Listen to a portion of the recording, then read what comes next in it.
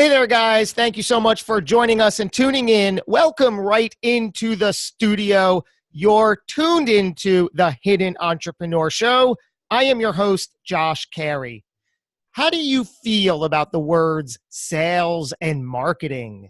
If you're like most, it's probably right up there with gouging your eyes out with a knitting needle, right?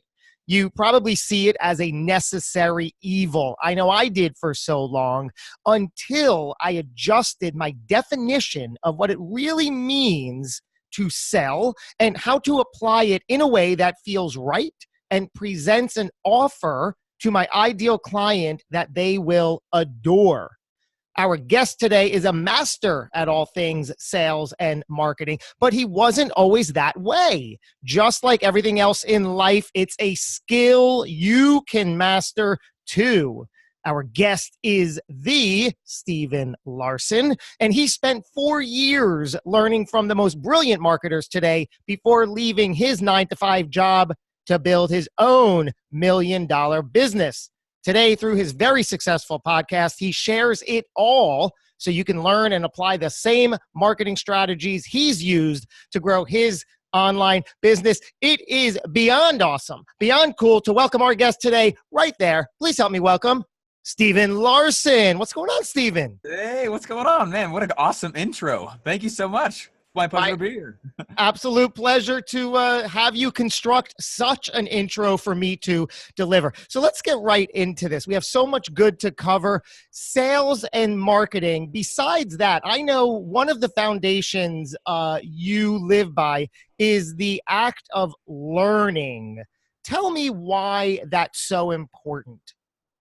I have kind of a different view on learning than I think most people do. I don't like to learn generally. I realized I was spending years and years and years learning, and I don't know, I'd fool myself with the feelings of momentum in my life because I was going in and learning another book, another guru, another course. And what was fascinating is I remember riding my bike home one day because I didn't have enough money for another car, and I was beating myself up, just like I was talking to myself a lot, right? And I still do. And I was like, Stephen, why are you still broke, dude? Right? Like, why aren't you doing it, man? Like, you know how you would fix that person's business or that person's, and suddenly I realized I was like, I'm stuck in these learning loops and I'm just learning for the sake of feeling momentum in my life. And so I stopped. I actually purposefully put every single book down, and that was weird and very different in the way than most people, move. And what I did is I decided I would just solve one problem at a time and only learn with the intent to solve that problem. So I call it just-in-time learning. And I only go in and so at any time you can ask me, Stephen, what's the number one problem you're trying to solve? And I am only educating myself, and I'm only pulling the books off the shelves and the podcasts and gurus and all that stuff to just answer that one question. And so for me, learning has become that, and it's very, very targeted and very focused. It's what helps melt a lot of noise.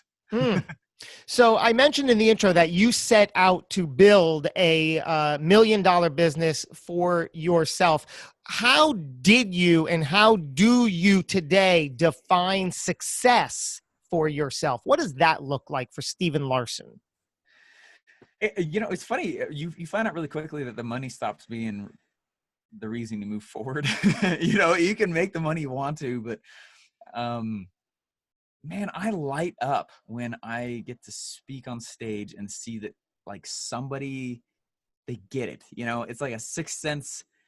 If you've spoken, you get it if you've spoken from stage, but I don't know how to describe it. Like the lights going like, oh crap, I'm living below my potential. And I've already had the capacity to live that potential. It's that moment. And I'm like, yes, right. And that gets me fired up. And,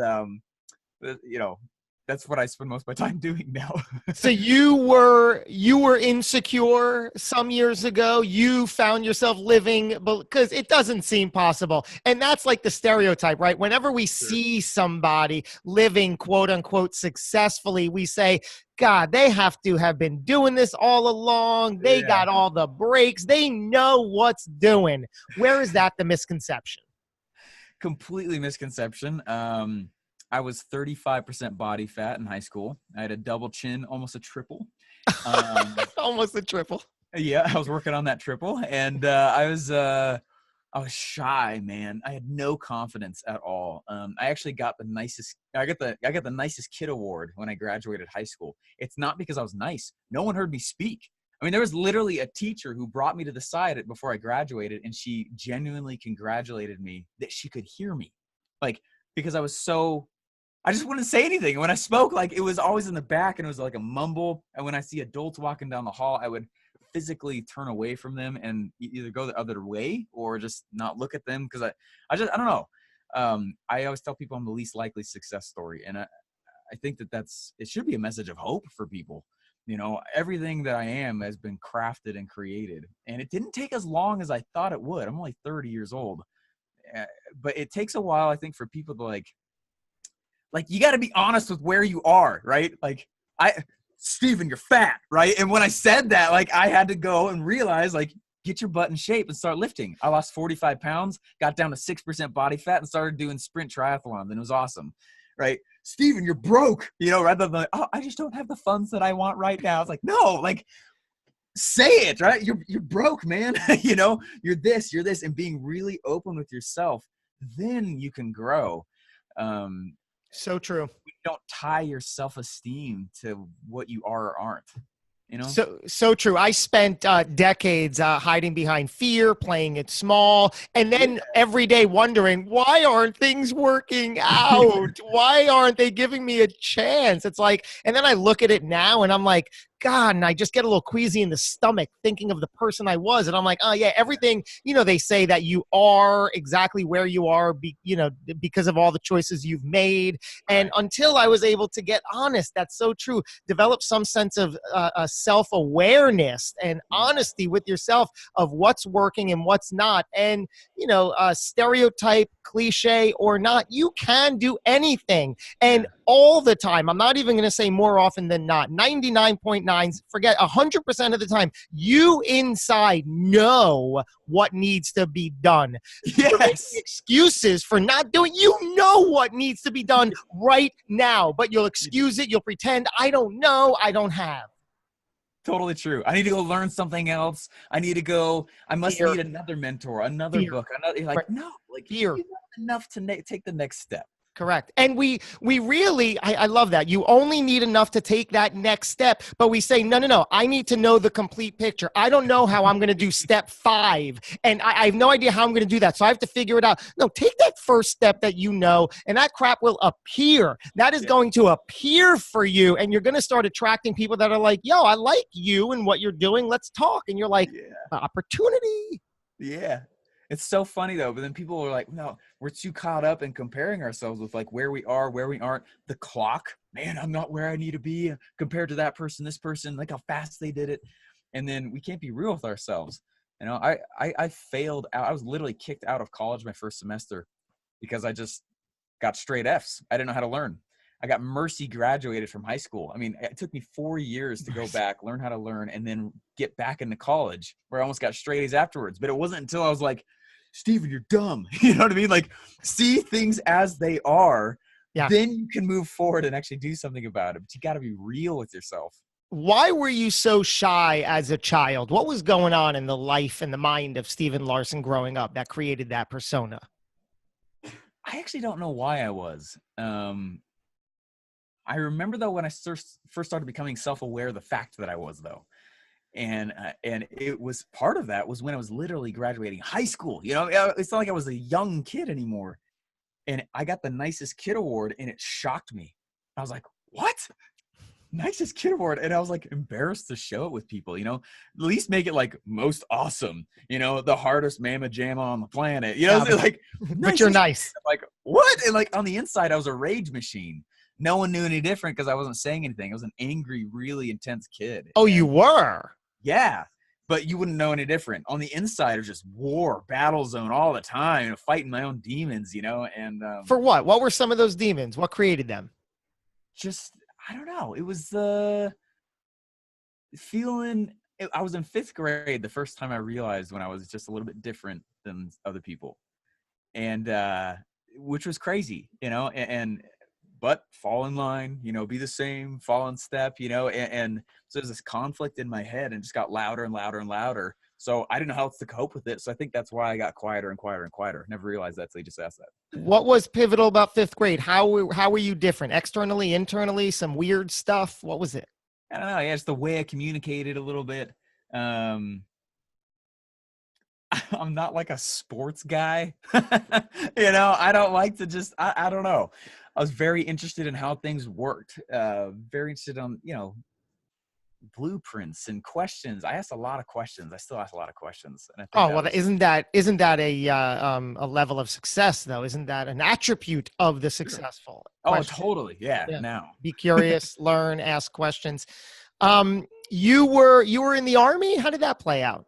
It was awesome. It was fun. I joined the Army because I think I was on business try 7, which was an ultimate failure again. And so you failed. You have failed 17 straight times before I actually got one right. Perfect. Imagine that. That's as many as I can remember anyway. Yeah.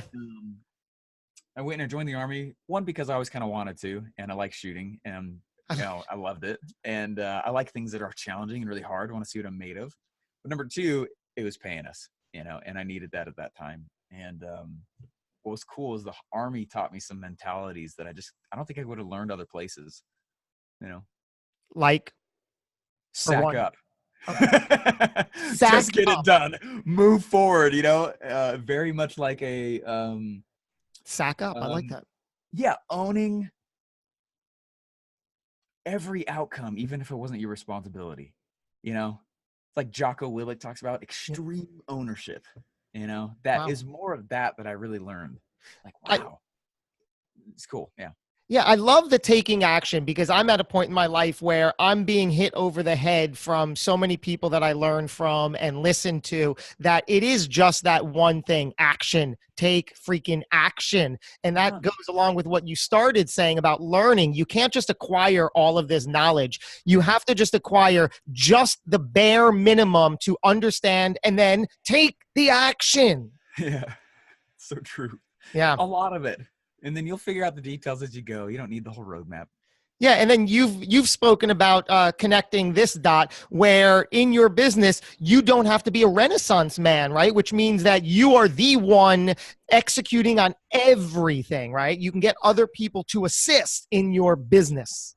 It's funny. I was 20 years old, and this is going to sound so weird, okay? But we would go to this gym in our church, and we would turn over all these tables in our basketball gym, and we'd take tennis balls and we'd play dodgeball with tennis balls with like 50 of us.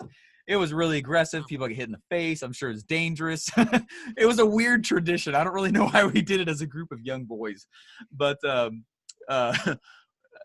pent up aggression. I don't know, whatever. But there was this time though where I really wanted to, it was fun. And everyone was just chatting and talking. I was like, let's go, let's get this started. And I tried for 10 minutes to get everyone to get going. And I was like, let's go. Come on, I want to throw balls at people. And this guy walks in, and I was frustrated walking out. This lesson taught me a lot of why things are right now. I don't know why. Anyway, I've always been really introspective. But I walked out, and I was like, dang it. And this guy walks in at the same time. He goes, what's wrong? I said, I can't get anyone to get started. I don't know why. I've been trying forever. I kid you not. This dude doesn't want nothing more than lift his head and say, let's get started. In a busy gym full of tons of people, and everyone's heads turn. And we got started. And I was like, why did that work? What? And we start playing, but I couldn't shake it from my head. And I used to carry this little black notebook with me everywhere. In fact, I think I still have it. Anyway, the little black notebook, and I would write down things I was learning. And I wrote down that day, I don't need to know how to play every instrument. I need to know how to be the orchestrator. If I can be the maestro, I don't need to know how to play the trombone and the flute and the violin, right? And for some reason, I took that into the business space, and I started realizing, like, crap, like I really should not try to be a Renaissance man. There's a zone for it when you can't afford a team. But get out of that as fast as you can, right? And just start bringing people in that are doing it. And then your role is just to give them what they need in order to do what you hired them for. That's it. That really helped. Love that. Looking back on your younger self, what advice would you give that very person? Stop caring so much about what other people think about you. Just, are you interested in it? Then move. carefully hang around. Your friends really do define a lot about you. Not that you don't need to be cordial, but you don't need to be friends either.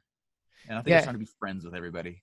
It's so funny. Last week I was listening to one of my mentors speak, and he made that exact comment, and it resonated because I spent, when I was deep in my life, in my past life, so to speak, Right.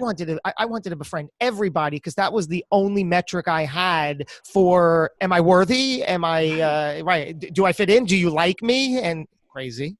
Yeah. Yeah. Yeah. Do I qualify? Yeah. Am I And it's worth like, it? well, you're not looking to me for a friend. You're looking at me for a business opportunity. So we don't have to be friends, but it's all I knew at the time. Yeah. Crazy. Totally. Yeah. Oh, that's awesome. What mantra do you live by today? Mantra. You know what? Actually, I keep a coin on my desk, and it's really this. I know without a doubt I would not have worked for Russell Brunson or be the coaching guy and all this stuff if I had money to get to his first event, which is really interesting. The fact that I was so poor and for some reason I was not figuring it out. The fact that I was so poor and I was like, I will go to his funnel hacking live event, 2016, not long ago. Wow. I will go to that event. I don't have money, so I got to get resourceful. And I started trading funnels for plane tickets and hotel nights and all that stuff because I didn't have money. So I was like, I got to get resourceful. And what was interesting is that because of that desperation, I learned that skill set on a depth that most don't. And so when they started looking for a funnel person, and I didn't know that, and they offered me the job, I already had this rap sheet. If I had the money, I would have just paid the money and just gone. I would not have learned that skill set. Wow. If I knew how to speak, I would not have had to go learn how to speak and learn it on a deeper level.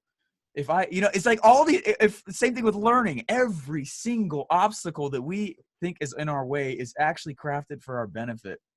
And it's like the biggest accelerant you could ever think. Like, oh my gosh, I don't have time. Bull crap, okay? You have time and you got to think through like how you can use it better, and it's Wow. been crafted for you. I don't have any money. Perfect. Lean in. Stop whining, I got tested by these guys for ADHD, and it seriously affected me because I didn't want to think I was broken. Right? I'm not worthy really popped in as the banner I was holding for a long time. I don't own a briefcase because I'm so poor. Stupid, but that was a true thing, And so there's a coin that I keep on my desk, and it really has become my mantra. Lean in is one of them. And then number two, though, is this coin right here. It says, the obstacle is the way. And then on the back, it says, the impediment to action advances action. What stands in the way becomes the way. And it's like, that's so true. And when you realize every trial has been tailored for your personal growth, you realize, man, there's like not really actually that many true barriers in life. Chilling. So it gives me chills when I think about that. And then that's when I'm on stage and I'm seeing, and they get that, I'm like, yes, we just changed a few generations, maybe, like if they do it now, and suddenly this person moves freely. And then they're like, get over their own garbage. And they realize the garbage is actually their benefit and their gain. And the reason people follow you is because of you getting through your garbage, not because of what you're amazing at. So much good there that I'm going to rewind and play over and over. Absolutely genius, spectacular. Do you believe everything happens for a reason? Yeah, if you want it to. You know what I mean? Like, Yeah. you could seize the garbage going on in your life. And like the first time I ever read one of the books that really impacted me, Dokkum Secrets, was on a security line in the Army. I was laying with my M16 in my right hand, and I was literally for 10 days in the dirt and the mud. I read Dokkum Secrets in my left hand, and Army uniforms have pens right here in the slots. So I would just lay my rifle down, grab the pen, make the note, put it down, and pick the rifle up. And that's how I read it the first time. And but most people, I don't know, like, you're not following the same steps that most people follow in life, and so some things come to you.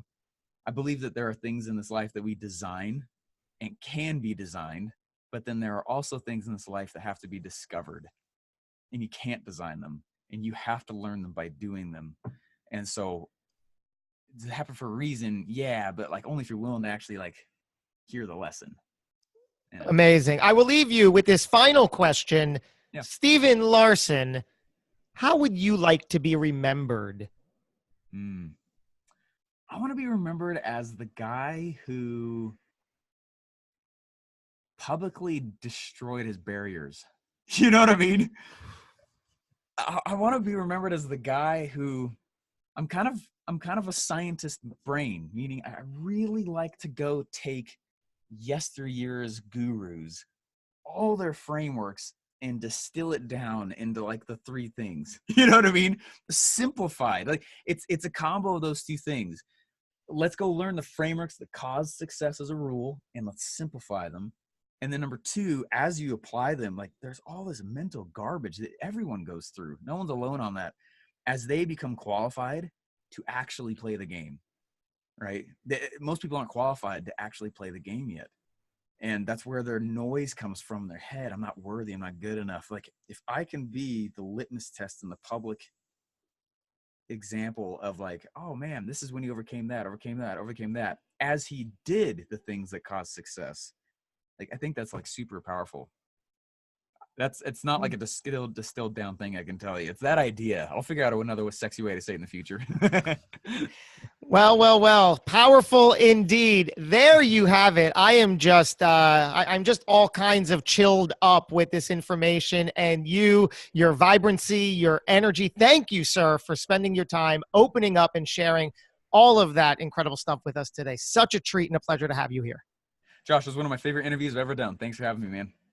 Oh, wow. I'll take it. And for those listening, the theme, you get it. As always, if you got something out of it, take action. Take one small step in the direction you know you want to and need to go, because you know where you want to and need to go. Just go there and share it with us. There's another fantastic episode not too far behind. As always, until we meet again, go get 'em.